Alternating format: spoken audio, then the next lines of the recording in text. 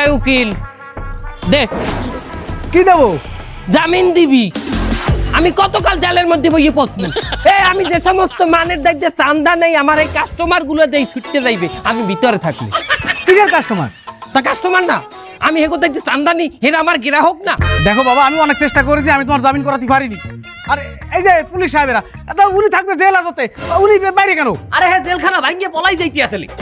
কেন, ওনার কি জেল পছন্দ হয়নি? না, জেলখানার কেউ হেরে পছন্দ হয় না, এর দিনে হেরে সবাই মিলে পিড়ে, এর জন্য হে জেলখানা ভাঙ্গে পলাইতে গেছে। তা এখন ওনারা নিয়ে কোথায় যাচ্ছেন? তাকে ট্রান্সফার করা হইতে আছে অন্য কোনো জেলে?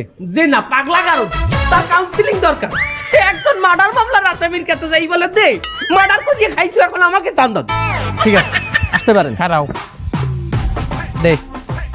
আবার কি দেবো? কি দেবে বোঝো না? এতদিন জামিন করানোর কথা কইয়া আমার দায়িত্বে যে সমস্ত টাকা নেছো, জামিন তো হয় না, এখন আমার পাগলা গারোতে পাঠাইতে আছে। দে তাড়াতাড়ি। এই নে। এই কয়েদির গায়ে হাত দিছে, ইউ আর আন্ডার অ্যারেস্ট।